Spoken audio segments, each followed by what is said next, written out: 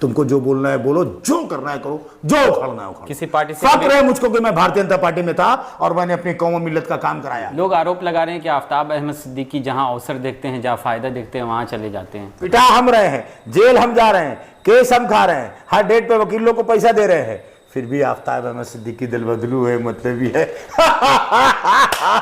आज भी आफ्ताब अहमद सिद्दीकी बकरी का बच्चा नहीं है सरफराज साहब। कैसे प्रूफ करेंगे? किसी मजलूम की आवाज उठाना अगर जुर्म है और बागी है तो आफ्ताब अहमद सिद्दीकी बागी था, बागी है, बागी रहेगा। मुस्लिम मेयर की मांग रहेगी कि नहीं, ये सवाल,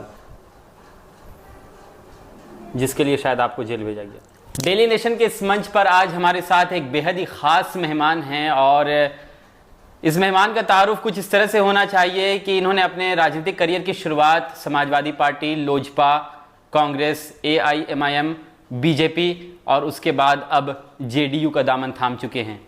सबसे पहले आफ्ताब सिद्दीकी साहब, आपको JDU का दामन थामने पर बहुत शुभकामनाएं, बधाई। और राजनीतिक गलियारों में काफ़ी ये चर्चा है कि आफ्ताब अहमद सिद्दीकी कहीं नहीं टिकते हैं। आखिर ये सवाल लोगों के मन में क्यों? सवाल लोगों के मन में क्यों? जमशेदपुर की आबादी तकरीबन वोटर छोड़ करके 30 लाख, मैंने पूर्वी सिंहभूम की, मानगो जहाँ मैं रहता हूँ यहाँ की आबादी तकरीबन 5.5। जो कुछ लोग हैं ना, ये फेसबुकिया लोग हैं, 10, 20, 50, 100, 200, जिनका काम है, ये खुद के एडिटर हैं, मोबाइल उठाया, एडिटिंग किया, आप बहुत अच्छे हैं, आप बहुत ख़राब हैं, इन्होंने सर्टिफिकेट दे दिया। राजनीतिक दल 1986-87 से मैंने राजनीति चालू की। यह समाज सेवा कहिए, I am not political, I am pure social activist और सोशल पर्सन। उस समय समाजवादी छात्र सभा में थे, आदरणीय मुलायम जी मुख्यमंत्री हुआ करते थे उत्तर प्रदेश के। यूपी में रहा हूँ, यूपी में पढ़ा बड़ा हूँ, हालांकि पैदाइश यहीं की है, लेकिन चलिए, समाजवादी छात्र सभा का अध्यक्ष रहा। 87-88 में राजीव गांधी जी का एक आया था रेवोल्यूशन की, जो मैट्रिक में फेल होगा वो फेल हो जाएगा, उसको बोर्ड का एग्ज़ाम नहीं देने दिया जाएगा। अब यकीन कीजिएगा 1987 में मैंने तकरीबन 10,000 छात्रों के साथ प्रदर्शन किया था। कहाँ पे ये प्रदर्शन था? ये कानपुर में SNJV इंटर कॉलेज से लेकर के हलीम मुस्लिम डिग्री कॉलेज तक प्रदर्शन गया था और 10,000 लोग थे टोटल, गाड़ियाँ, पूरा शहर उस दिन जाम था। 10,000 की तादाद बहुत हुई, प्लस 10,000 होगा। और उस वक्त मैं, मेरा ख्याल है 16-17 साल का लड़का हूँगा, और उस वक्त मैं कॉलेज का प्रेसिडेंट बना, यूनिवर्सिटी का प्रेसिडेंट बना, SNJV कॉलेज का प्रेसिडेंट बना, यूनिवर्सिटी में प्रेसिडेंट रहा। तो राजनीति वहाँ से शुरू हुई। मुलायम सिंह यादव ने एक प्रोग्राम में हम लोग को बुलाया गया था, तो उन्होंने एक कार्ड लिख के दिया था, निर्भीक बनो। वो आज भी है, मसले हैं, तनख्वाहें खामोशी आती है। और जहाँ तक आपने सवाल किया कि पार्टी, सभा और बसपा और कौन तो कौन, बसपा में थी? नहीं, बसपा में नहीं थे, लेकिन चल जाएंगे, कोई दिक्कत नहीं है। अच्छा, आपको मैं एक बात बता बात पहुंचेगी JDU तक। हाँ, कोई फर्क नहीं पड़ता। हालात, शादी हो गई आपकी? नहीं हुई है। हाँ, जब शादी कर लीजिएगा, बेटा बेटी हो जाएगा, दादा नाना बन जाइएगा और 6 महीना जेल रहिएगा और लंबा नुकसान होगा, तो आपके अंदर से आवाज आएगी, भैया बकरी का बच्चा बन के रहना ठीक है। ये चारों तरफ भेड़िया, शियार, लोमड़ी, हाथी, मगरमच्छ फैले हुए हैं, यहाँ सच्चे इंसान की कोई कदर नहीं है। इसलिए बकरी का बच्चा खामोश हुआ मसलियतन, ठीक है। जो सवाल करते हैं, जाओ 6 महीना जेल परिवार छोड़ करके।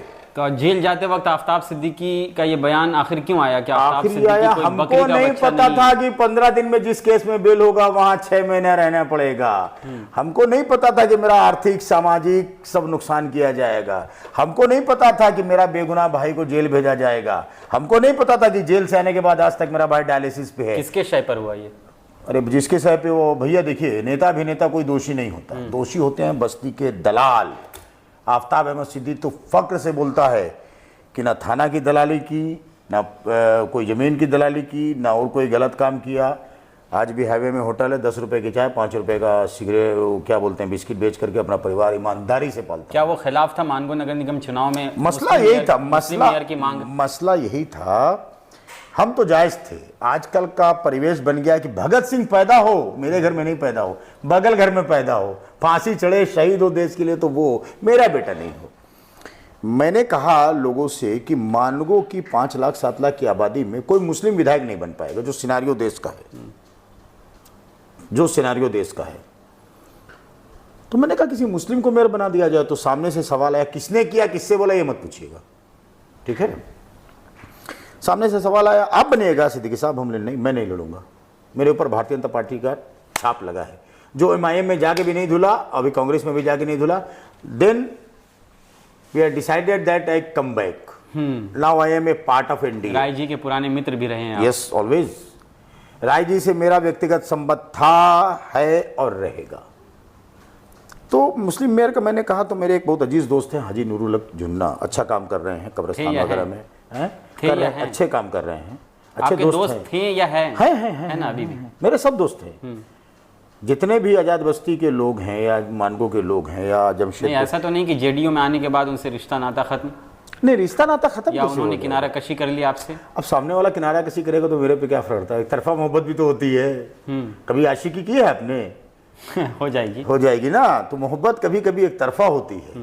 आप किसी को बहुत प्यार कर रहे हैं, वो आपको घासे नहीं डाल रही है लड़की। मोहब्बत ये जवानी के टाइम में लोग करता है, हम लोग का तो अब एज का, आप लोग तो भी शुरुआती दौर में है, तो एक तरफा मोहब्बत भी होती है। डर नहीं लगता हमको यार। घर वाले डरते नहीं है? घर वाले नहीं कहते, मना नहीं करते? घर वाले कितना रोए यार, ईद हम बाहर मनाया, पूरा रमजान शरीफ का मुकद्दस महीना हम जेल में मनाया, करते हैं। मेरे दोस्त सद्दाम दानिश में क्यों पढ़ते हैं? भगत सिंह पैदा हुआ है रशीद अहमद सिद्दीकी मरहूम के घर में। मेरे वालिद साहब का नाम मरहूम रशीद अहमद सिद्दीकी और मेरी वालदा सैयदा खातून, उनका औलाद भगत सिंह है। डर नहीं आता, लेकिन कहीं ना कहीं यार मजबूर पड़ जाते हैं अपनी कौम से।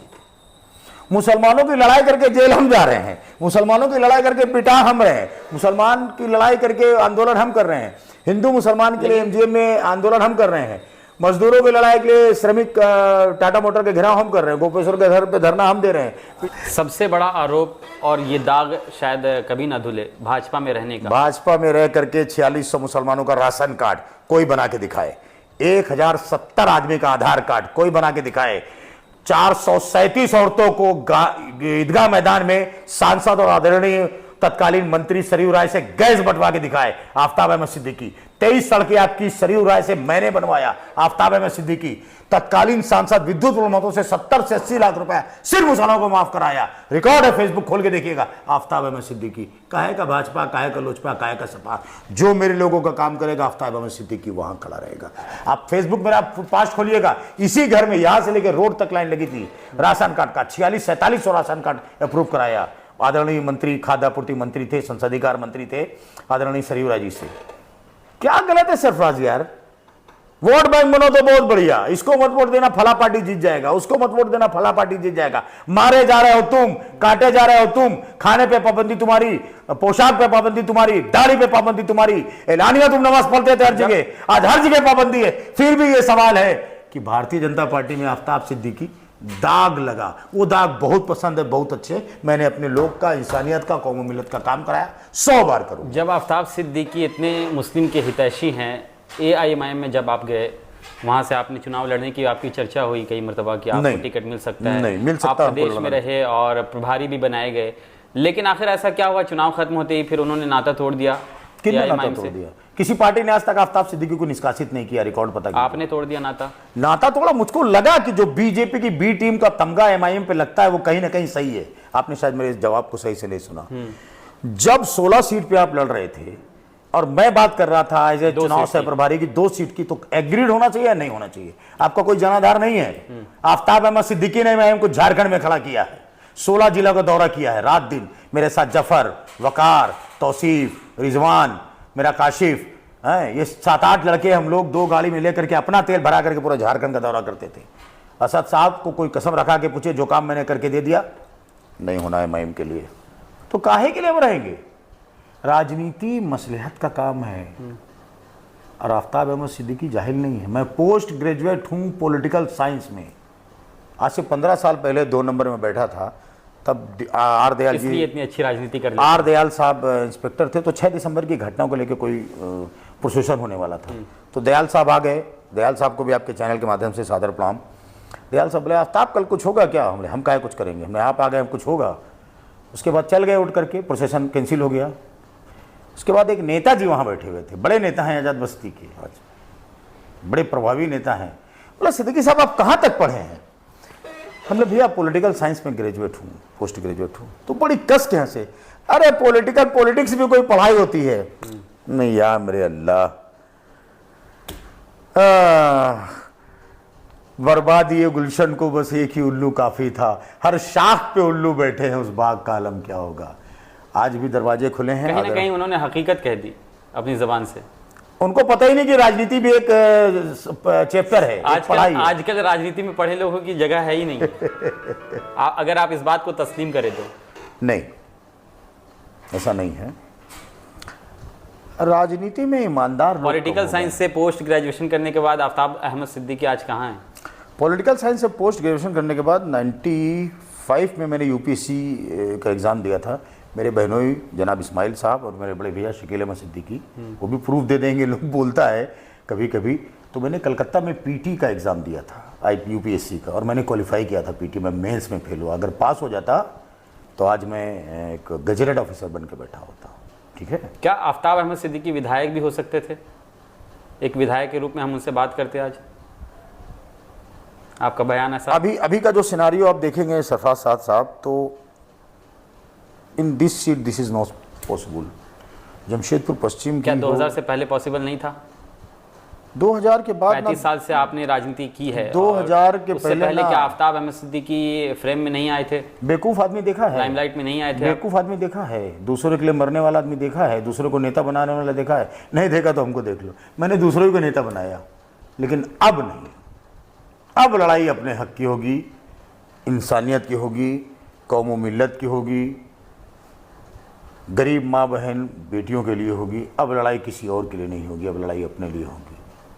आने वाले समय में मानगो नगर निगम का चुनाव होता है, उसमें क्या रुख रहेगा आपका? देखिए, मैं पार्टी का अनुशासित सिपाही हूँ, जनता दल यूनाइटेड का। उसमें भी मांग रहेगी आपकी मुस्लिम मेयर की, जिसमें उस सवाल को आप भूल जाएंगे? जिसमें आदरणीय सरयू राय जी जदयू के विधायक हैं, आदरणीय निर्मल जी अध्यक्ष हैं प्रदेश के युवा के, जिन्होंने सदस्यता दिलाई, राष्ट्रीय अध्यक्ष आदरणीय नीतीश कुमार जी हैं, और बहुत सारे लोग हैं। फैसले वहाँ से हों तो अच्छा है। यार एक बार तो बोलेंगे चाहे जो हो।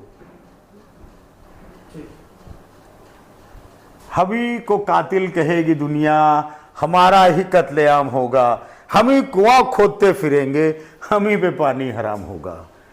1.25 लाख की मुस्लिम आबादी में अगर मुस्लिम मेयर नहीं दिया जाता है तो ये बदकिस्मती होगी। लेकिन क्यों दिया जाएगा, सवाल तो अब ये बनता है। क्यों आप वोट बैंक हैं, आप उसको वोट कीजिएगा जो एनडीए बीजेपी को हराएगा। am I right? तो आपके रोड में नाली नहीं बन रहा, सड़क नहीं बन रहा, मेडिकल कॉलेजेस नहीं खुल रहे हैं, इंजीनियरिंग कॉलेज नहीं खुल रहे हैं, हायर एजुकेशन मैट्रिक के ऊपर नहीं है, साफ सफाई नहीं हो रही है, तो क्यों होगा? एक दिन के राजा होते हैं जिस दिन आप वोट देने जाते हैं, लेकिन उस दिन भी आप हिंदू मुसलमान दिमाग में लेकर चलते हैं। ये मेरा सवाल अपने हिंदू भाइयों से भी है और मुस्लिम भाइयों से भी है। काम के आधार पर वोट देने की परंपरा 2014 के पहले हुआ करती थी। अभी देश को थोड़ा सा कंट्रोवर्सी में है, लेकिन इसमें भी आपको सोचना है कि कौन आदमी आपका काम करेगा। उस वक्त हिंदू मुसलमान भूल जाइए, साफ सुथरे, स्वच्छ, ईमानदार, पढ़े लिखे आदमी को चुनिएगा, तब आपका इलाका बेहतर होगा। मेरा मानना है, जरूरी नहीं मैं सही हूँ। तब बच्चों का मुस्तकबिल अच्छा होगा, आपके बच्चे आईएएस बनेंगे, आईआरएस बनेंगे, आईएफएस बनेंगे, इंजीनियर बनेंगे, डॉक्टर बनेंगे, मेडिकल में जाएंगे, बड़ी बड़ी पोस्टों पे जाएंगे। तब होगा जब आपकी भागीदारी होगी। फिरोज खान चुनाव लड़ा था 1700 में समेट दिया, बाबर चुनाव लड़ा 4700 में समेट। किसका क्या पास्ट है, I don't want to discuss with them. किसका क्या कारोबार है, कौन क्या कर रहा है, नहीं जानता मैं। लेकिन बीइंग ए मुस्लिम अगर वो लड़ा तो आपका रद्द-ए-अमल क्या था? फिर आप बोलते हमारे इलाके में काम नहीं होता। क्या आफ्ताब सिद्दीकी चुनाव लड़ेंगे मुस्लिम मेयर का? मैंने आपसे कहा सरफराज साहब कि ये फैसला मैं आपको उस जगह पर पाते हैं, आप देखते हैं? 1000% उस जगह पे हम हैं। हमको हमसे ज़्यादा कौन जानता है? रियासती में हमसे पढ़ा लिखा कोई नेता हो तो खोज के लाइए। खाली पढ़ा लिखा नहीं, जिसने मेरे से ज़्यादा आंदोलन किए हो, मेरे से ज़्यादा जेल गया हो, मेरे से ज़्यादा पब्लिक के लिए नुकसान उठाया हो, जिसने पैर में छाले पड़वाए हो डीसी ऑफिस जा करके, जेल के साथियों के लिए, जिसने कचरा उठा के चेपा पुल से डीसी ऑफिस तक पैदल गया हो, डीसी ऑफिस में कचरा फेंक के आया हो, जिसने एमजीएम जैसा बड़ा आंदोलन किया हो, जिसने टेल्को यूनियन गोपेश्वर के खिलाफ बड़ा आंदोलन किया हो, पता ना कितना याद है, हमको याद नहीं है। अच्छा, मुस्लिम के हितैषी बनते हैं आप लोग, लेकिन इन पार्टियों में रहकर आपने सेकुलर सरकारों से आखिर सवाल क्यों नहीं किया? मॉब लिंचिंग को लेकर कानून हो, उर्दू पहली अकेडमी, बात तो मदरसा बोर्ड सरफराज का साहब, गठन हो। मैं किसी मुस्लिम का हितैषी कभी नहीं बना, मैं इंसानियत का हितैषी हूं। आप सवाल को संभल के कीजिए, क्योंकि मैं जिनकी उम्मत में हूं, मेरे हुजूर सल्लल्लाहु अलैहि वसल्लम इंसानियत के पैरोकार थे। उनको साबित कर दिया गया कि नहीं ऐसा है वैसा है, नाउज़ बिल्लाह, मेरे मुंह में धूल। मेरे हुजूर ने हमेशा इंसानियत का पाठ पढ़ाया है। हमारी जो मुक़द्दस किताब है कुरान मजीद, उसमें है कि आपका पड़ोसी किसी जात और मजहब का हो, अगर भूखा है तो आप पे खाना हराम है।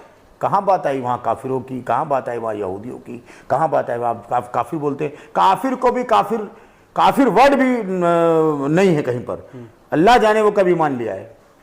तो मुसलमानों का हितैषी तो हम बनेंगे ही, लेकिन मुसलमानों से पहले हम इंसानियत का हितैषी बनना चाहते हैं। आप पहले इंसान हैं यार, माँ के पेट से पैदा होते हैं तो आप हिंदू मुस्लिम सिख ईसाई लाला बनिया कोरी कुर्मी नहीं होते हैं। आप एक नवजात शिशु होते हैं। आप किसके घर में पैदा हो रहे हैं उसके बाद आप पे तमगा लगता है कि आप मुसलमान हैं कि हिंदू हैं। तो पहले हम इंसान हैं कि पहले हम हिंदू या मुसलमान हैं?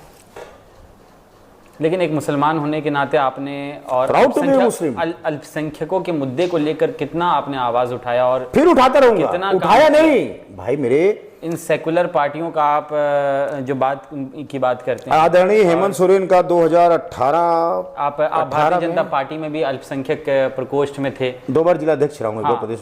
तो नहीं, मैंने आवाज उठाई नहीं, मैंने काम किया। और एक बात मैं आपको बता दूं, लकुम दीनुकुम वलिया दीन करबी की आयत है, जिसका मफहूम है कि तुमको तुम्हारी राह, हमको हमारी राह। तो आप अपना काम करते जाइए, आफ्ताब सिद्दीकी अपना काम करता रहेगा। हमको कोई शौक नहीं है ward member, mayor, deputy mayor, विधायक, सांसद बनने का, कोई शौक नहीं है। जिस दिन आंख बंद उस दिन वही सफेद कफन होगा, वही 2 गज जमीन की मिट्टी होगी। हमारे अमाल कैसे हैं उस पर बहुत कुछ डिपेंड। मानगो नगर निगम की बात हो रही थी और विधायक सरयू राय यहाँ है। कई सारे आरोप लग रहे हैं सरयू राय पर, मानगो नगर निगम की कार्यशैली पर। जिस तरह से बन्ना गुप्ता यहाँ पर विधायक हुआ करते थे, राज्य के स्वास्थ्य मंत्री थे, उस वक्त मानगो का यह हाल, ये दशा और दिशा नहीं थी जिस वक्त आज मानगो गुजर रहा है। मैंने क्या दशा और दिशा? कचरों की सफाई, कचरों का उठाव, और इसको लेकर आपका भी आंदोलन सामने आया। आप मानगो नगर डीसी ऑफिस तक गए, लेकिन आज ऐसा क्या है कि सरयू राय की विधायकी में मानगो ऐसा है? एक बात मानगो की तस्वीर नहीं बदली। मैं एक बात आपको क्लियर कर दूं, वाजे कर दूं, सरयू राय काम करने वाले आदमी हैं। मानगो की जमीन 2 लाख रुपए कट्ठा नहीं बिकती, जो पानी की किल्लत थी। सरयू राय जी की देन है कि मानगो में आज जगह जगह पाइपलाइन गई, पानी की टंकी बैठी, अभी एक टंकी का और उद्घाटन हुआ। एक मानगो में मैंने कहा था सर से कि एक पार्क इधर भी होना चाहिए। जो नेचर पार्क आप देख रहे हैं ना, ये सरयू राय की देन है। और वहाँ आप कभी चल जाइए, वहाँ मेरी पर्दा नशीन माँ बहनें 70-80% रहती हैं, 20% मेरी हिंदू बहनें रहती हैं या मेरे हिंदू भाई रहते हैं। ये 2 आज के समय आप पेपर नहीं पढ़ते, मैं जानकर, मैं पेपर बड़ी गौर से पढ़ता हूँ। सुबह से 3-4 पेपर पढ़ लेता हूँ नाश्ता करते करते। 72 लेबर या कितना लेबर अपॉइंटेड है मानगो नगर निगम की तरफ से, और 55 की 54 लेबर काम कर रहा है। What is this? कार्यकाल किसका है नहीं है वो मसला नहीं है। तो वो जो लेबर का पैसा ठेकेदार खा रहा है या मानगो नगर निगम के अफसर खा रहे हैं, ये सवाल तो कोई करे नहीं करे। राय जी ने कर दिया और उसके बाद उनका साथी आफ्ताब सिद्दीकी बहुत भारी टाइप से करेगा। मैं तो एक लेबर को गिनवाऊंगा। और उन्होंने सवाल किया कि PFSI कट रहा है कि नहीं कट रहा, वो भी होगा। कचड़े का उठाव उन्होंने सुनारी डंपिंग यार्ड बंद कराने का वादा किया था, बंद हो गया। यहाँ के लिए प्रयासरत हैं, कचरा जा रहा है। परसों मैंने देखा कि रात के 11:30 बजे गाड़ी लगाए उठ रहा है, क्योंकि मैं ज़्यादा बात उतना नहीं करता इस विषय पे। कल मैंने ज्वाइन करने के बाद सरयू राय जी को फ़ोन किया कि सर थोड़ा मानगो का कचरा उचरा, बोला सिद्दीकी जी इसका स्थायी समाधान कर रहा हूँ। तो राय जी को काम करना कोई सिखाए, अरे यार यहाँ मंत्री पद के लिए आदमी परेशान है। मुझे याद है मैं उनके साथ 2014 में था, हम लोग चुनाव जीते थे और सरयू राय ने इस्तीफा दिया था संसदीय कार्य मंत्री से। जो ये फेसबुकिया है ना 4, 6, 8, 10, आओ मैदान में, खुला चैलेंज है मेरी तरफ से और सको हमसे। सरयू राय तो बहुत दूर की बात है, वहां तक तो पहुंचना आपके बस की बात नहीं है। फेसबुक खेलना बंद करो, रोड पे उतरो, कचरा उठाओ, साफ करो, पानी लो, साफ करो, इलाज करवाओ, सब कुछ कराओ। और उसके बाद जब चुनाव का टाइम आए तो सोचो कि हमको ये खुद क्यों करना पड़ रहा है, हम अपना नुमाइंदा क्यों नहीं खड़ा कर सकते हैं। आज मेयर अगर मुस्लिम हो, हिंदू हो, किसी जात और जमात का हो, लेकिन ऐसा आदमी होना चाहिए जो काम करे, नॉट आई एम। हम अपने आप को प्रमोट नहीं कर रहे हैं, हाँ, लेकिन पार्टी मौका देगी, मौका मिलेगा तो 200% चुनाव लड़ेंगे, और लड़ेंगे नहीं, जीत के दिखाएंगे। जहाँ से बात शुरुआत हुई थी बात की, वहीं पर बात को हम ख़त्म करेंगे। और बकरी का बच्चा ये काफ़ी ज़्यादा एक लाइमलाइट में रहा। क्या आफ्ताब अहमद सिद्दीकी इस बकरी के बच्चे के सेंटेंस के साथ आगे अपने सफ़र को जारी रखेंगे या इसे भूलना चाहेंगे? कभी नहीं भूलना चाहेंगे, क्योंकि जो हालात मेरे साथ पैदा हुए ना, वो हालात किसी इंसान को कितना मजबूर करते हैं, ये मैंने 6 महीने जेल में रह के सीखा। हमको लगता है जेल में हम 10-12 बार मेरे आंख से आंसू गिरा होगा,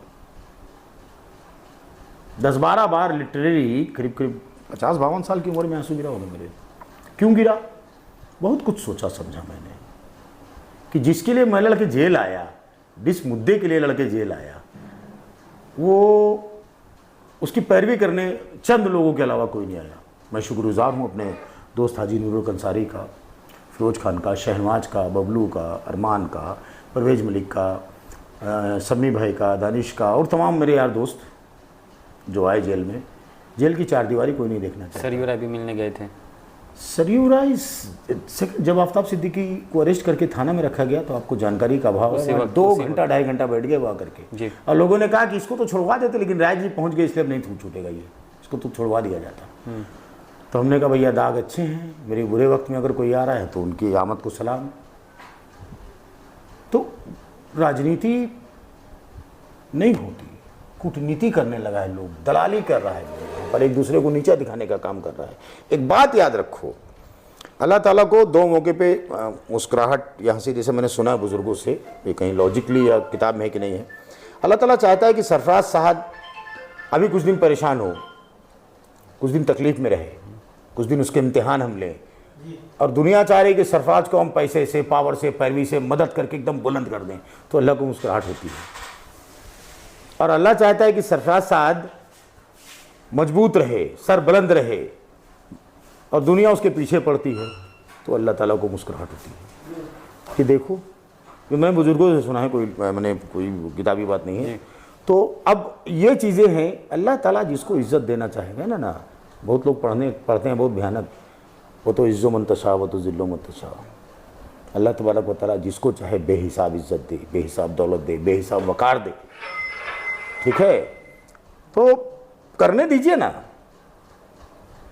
क्या मकसद, क्या सोचकर आप जेडीयू में फिर से आए, फिर से सेवा समाज के लिए काम करना? देखिए, मैं कहीं भी रहा हूँ सरफराज साहब, अब मेरा इतिहास, भूगोल, गणित, फिजिक्स, केमिस्ट्री, मैथ, बायो सब उठा के देख लीजिए, मैंने लोगों का ही काम किया है, ठीक है। बहुत सारे हालात बने ऐसे, लेकिन अल्हम्दुलिल्लाह अल्लाह का शुक्र है, हम पैसे के लिए कभी राजनीति नहीं किया, न इंशाल्लाह अपनी आखिरी सांस तक करेंगे। आफ्ताब अहमद सिद्दीकी के बदन में गंदा खून नहीं है, जिसके बदन में गंदा खून होगा वही पब्लिक का पैसा नोचेगा, घसोटेगा। अल्लाह ने हमको इतना दे दिया है, एक अच्छा सा घर है, एक प्यारी सी वाइफ है, बच्चे हैं, बेटी है, दामाद है, समधी लोग है, प्यारा सा नाती और पोती है मेरी, बहुत प्यारी सी, जिनके साथ मैं खेलता हूँ। और ज़िंदगी में कुछ नहीं चाहिए सरफराज साहब। 53 उम्र हो गई है, कुछ दिन बाद आँख बंद हो जाएगी, क्या लेके जाएंगे यार। हम चाह रहे हैं जब जाएं तो गाली देने वाले कम हो। फेसबुक पे माशाल्लाह भी आपका चलेगा, बहुत गाली मिलेगी हमको, कबूल है, एक्सेप्टेड, नो प्रॉब्लम मेरा भाइयों। और मेरा आप लोगों से मुज़बाना मुफलिसाना एक अपील है कि कहीं कहीं यार थोड़ा तारीफ़ भी लिख दिया करो, और नहीं यकीन होता है तो देख लो जाके, पेपर पर पुराना खंगाल लो, वो क्या गूगल में जाके कि आफ्ताब सिद्दीकी क्या किया नहीं किया। आफ्ताब सिद्दीकी कोशिश करता है कि गलत नहीं हो, हालांकि गलती है, इंसान है, फरिश्ता सिफत तो है नहीं कि गलती नहीं होगी, निकाल लेते रहिए। चलिए, बहुत बहुत शुक्रिया आपका, ये बातचीत बहुत अच्छी बातचीत रही आपसे, और फिर इंशाल्लाह हम कोशिश करेंगे। जगाते रहिए, आपके चैनल को मैं मुबारकबाद पेश करता हूँ, आवाम को जगाते रहिए, और हिंदू मुसलमान नहीं, इंसान को जगाइए। जी बिल्कुल, हम इंसान जब जागेगा तब मेरा भारत फिर एक बार सोने की चिड़िया जो था उससे बेहतर होगा। राजनीति में मुद्दे आते रहेंगे, जाते रहेंगे, लोग पार्टियों में आते रहेंगे, जाते रहेंगे। कांग्रेस के अबाउट 200 सांसद जो कभी हुआ करते थे वो भाजपा के सांसद हो रहे हैं, या वो या उनके परिवार या उनके करीबी, तो पार्टी कौन नहीं छोड़ता। आरपीएन सिंह कांग्रेस के प्रभारी थे, उत्तर प्रदेश से चुनाव लड़े जा करके। मैंने तुम करो तो चमत्कार, हम करें तो dash dash dash dash, sensor वाला बात है। चलिए बहुत बहुत शुक्रिया आपका। तो हमारे साथ ये आफ्ताब अहमद सिद्दीकी, और इनसे एक अच्छी और लंबी बातचीत हो रही थी इनके तमाम राजनीतिक मुद्दों को लेकर, और जिस तरह से इनके पार्टी बदलने का सिलसिला अब तक जारी रहा है। आखिर क्या जेडीयू तक आने के बाद ये सिलसिला थम जाएगा या फिर जारी रहेगा? कमेंट सेक्शन में आप ज़रूर बताइएगा। अच्छा काम करेंगे तो हम यहीं रहेंगे।